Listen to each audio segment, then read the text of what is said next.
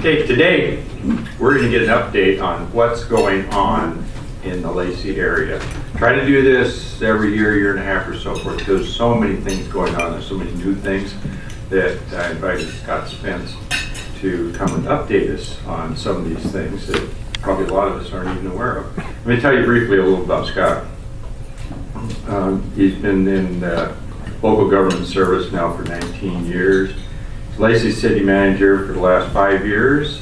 He was assistant manager at Lacey prior to that. Prior to Lacey, he was the assistant city manager in Sherwood, Oregon, wherever that is. Okay. He's responsible for all city operations, financial management of all city funds, and effective delivery of all city services to the Lacey residents. He's a member of the International City/County Management Association. He's a city liaison to South Sound Military and Communities Partnership, and he's a member of Gateway Rotary.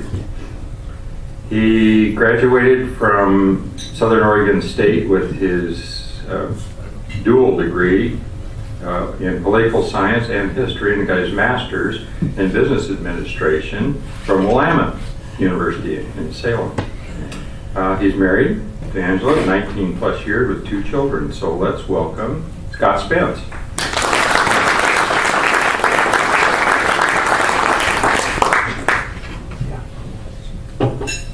Glad to be here. Thank you for the introduction, Larry. Ken.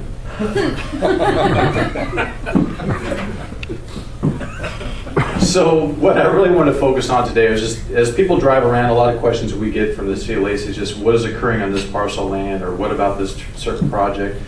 And so we'd like to kind of give you really a 360 of Lacey, kind of random order, maybe not even clockwise, but we thought we'd give you some idea of what certain things that you may like to hear about from the City of Lacey.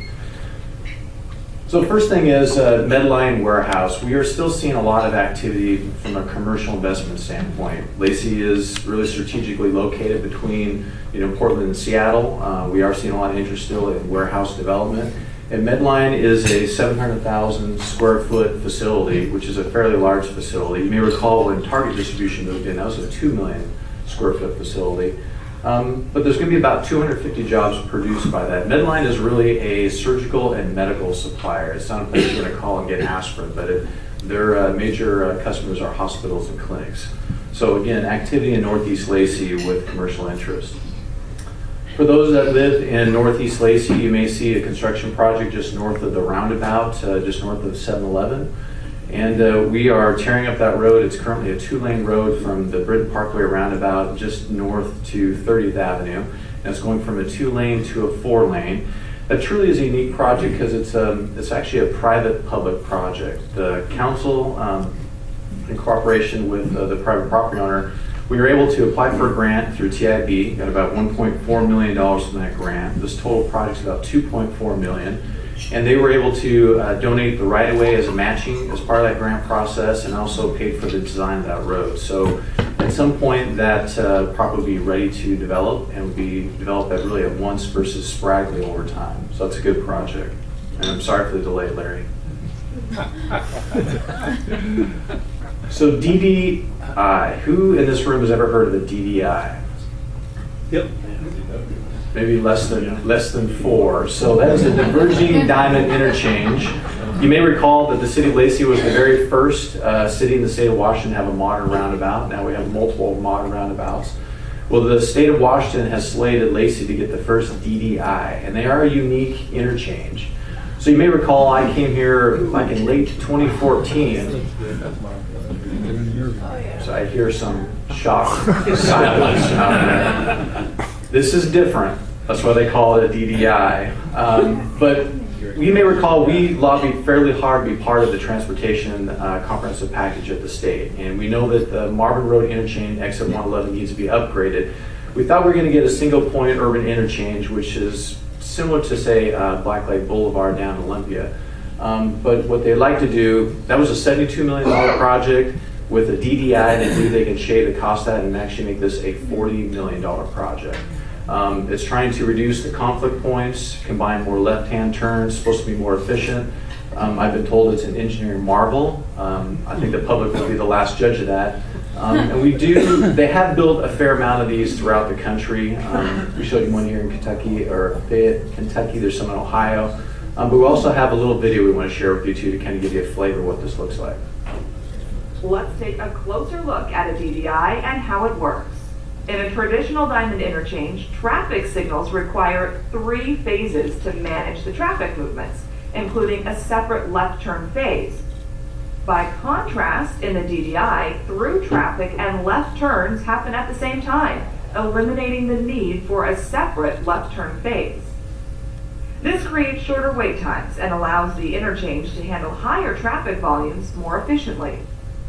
In a DDI, safety is improved by reducing the number of potential conflict points within the interchange. Wow, what do you think? If you ever hear from an engineer, it's intuitive. Just take a long pause on that. But this is actually slated to go into construction by 2018 and actually could be done by 2020, which is a lot faster than the original single point urban interchange. So that'll be a much needed improvement for Northeast Lacey. As we all know, I-5 has its own challenges. Interchanges have to get traffic on and off, so it doesn't obviously affect or negatively impact the main line. But this will be coming in about 2 years. So for those that have lived here a long time, we've always had, I would say, robust housing, and really 2016 is really no different. So far we've had about 262 residential permits issued. So far this year we're projecting it's going to be close to about 300, which is actually a fairly good pace for the size of community they are, that we're 47,000.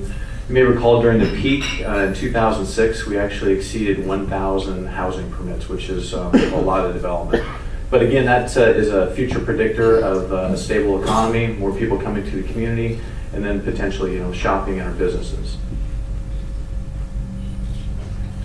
Decided to throw Salish Middle School, as there's the more development of housing and new subdivisions that were delayed during the Great Recession. Those subdivisions are now being built, which has put a demand on the school. You'll recall that the voters passed a $175 million school bond for new schools. This is the latest middle school that was built. It's in Northeast Lacey, off Willamette Drive.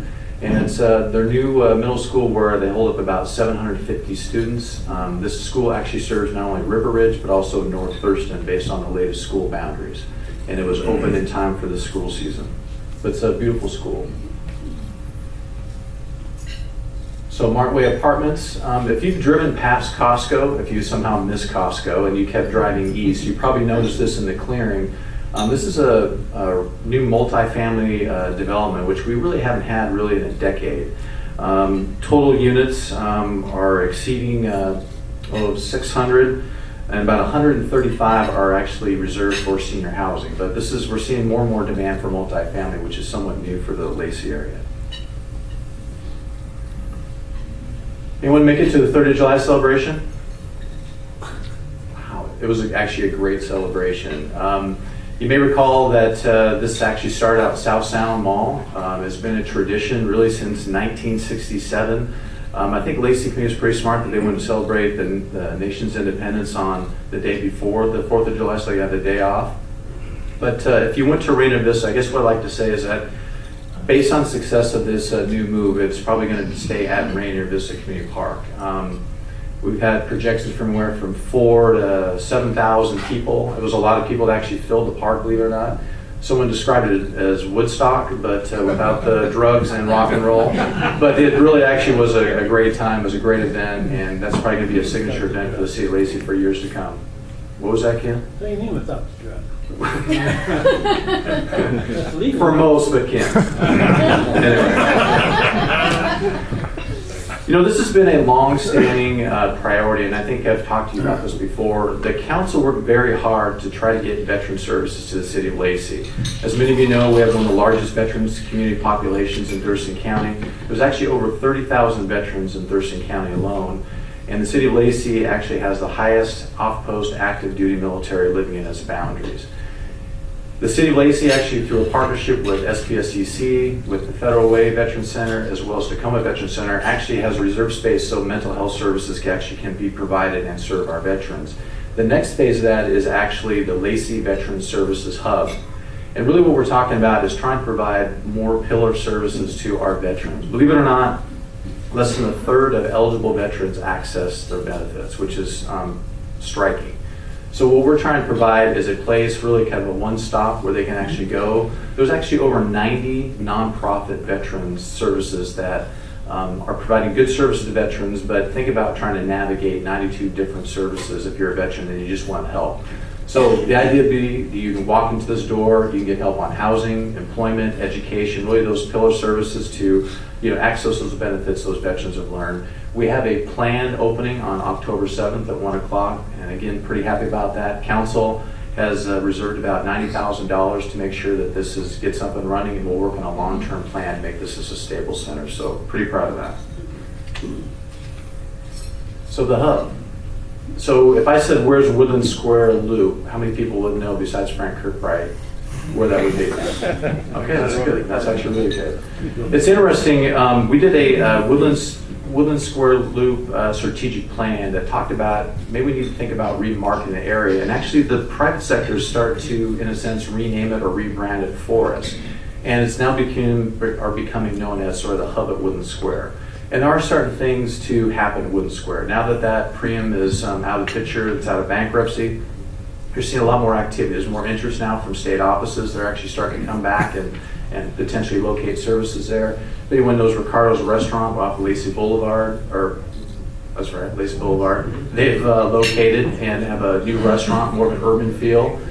So a lot of things are happening at the hub of Woodland Square, and we're pretty excited about that. This is it. If you ever been to Ricardo's, they actually have a banquet hall that you can have parties and other things like that. But it really is a different feel for the city of Lacey, and we're hoping to attract more restaurants and activities in that area.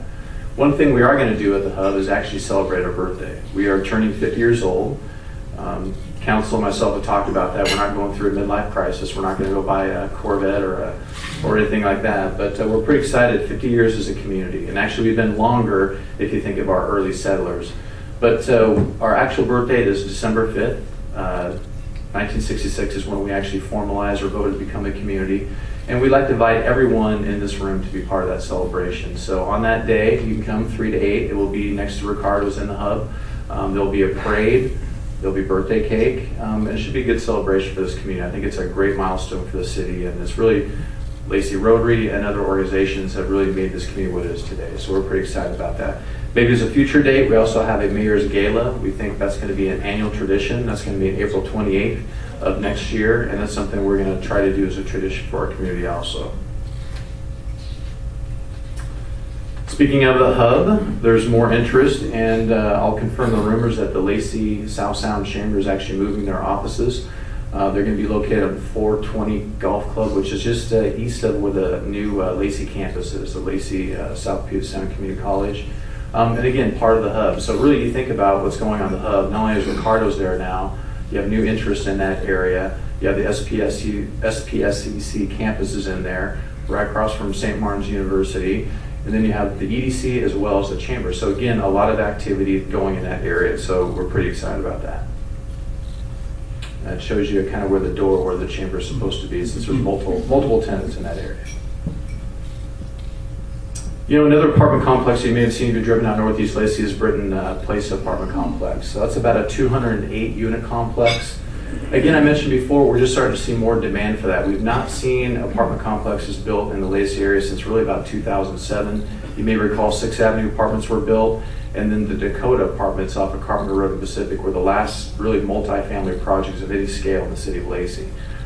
Rent for apartment complexes is well over 1,000. It's amazing what that demand is doing in the market right now. So the Reserve Senior Apartments, I think everyone wants to know what's going on with the Albertsons.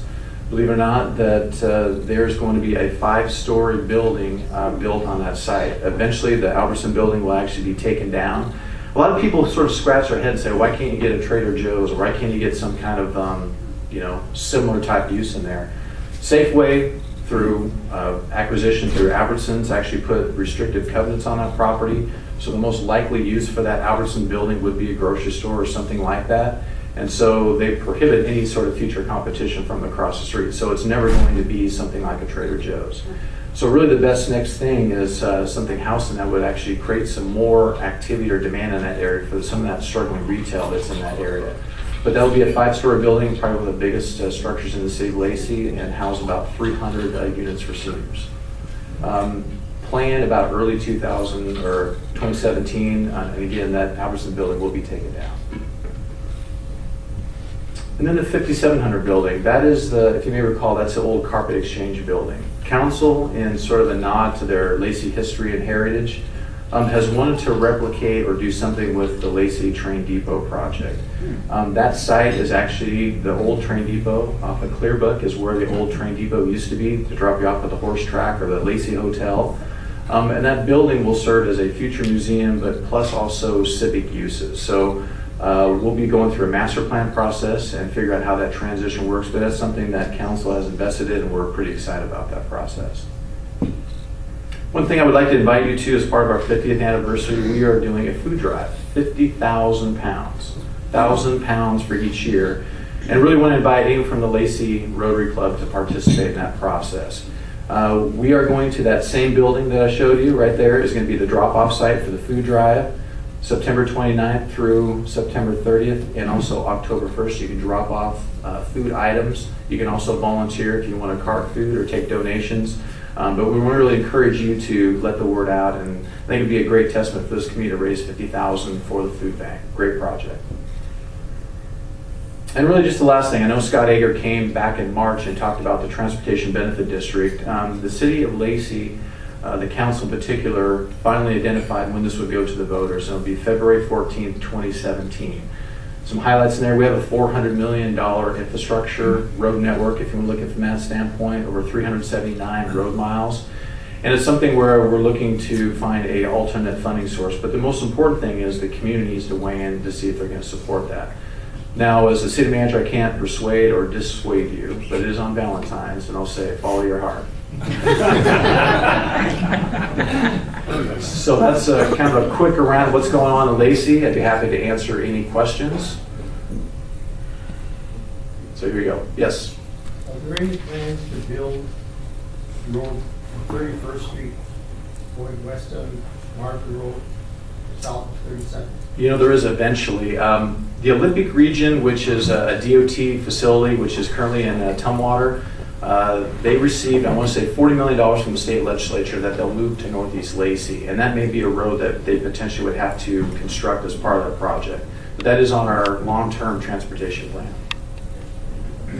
Yes? Who owns most of the frontage in Hawkesbury now? The Tri-Vu had it, but now who's the owner and what's the plans for that? So really from Cabela's all the way east is owned by, as a partnership with the Squally Indian tribe, and then also Mon Wig or Wig Enterprises. So they're master planning what we call the gateway, which is about 120 acres immediate to Cabela's, and there's about another, I'll say 200 acres in between them that they also own. So they really own from Cabela's all the way to Marvin Road. There is a lot of interest in the property. We don't have the master plan finalized yet, but we are encouraging them, and I think they're encouraged about the prospect, but I don't have anything to report at this time.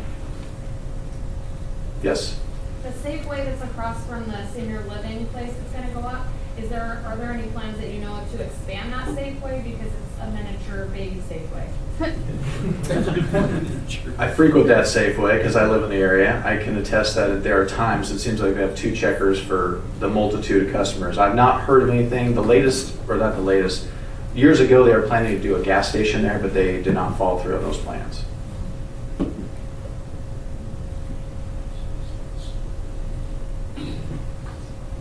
Any more questions? I am just trying to throw you can do the DDI video again. I can't handle all the questions, but I'll ask him in private. I've never seen anybody do that Ken before. So. Wow. Well,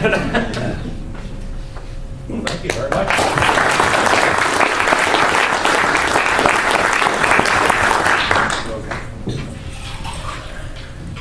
As is our custom, I'm going to ask you to sign a book that we will donate on your behalf to the Southside Reading Foundation. I actually had this as a kid. Did you?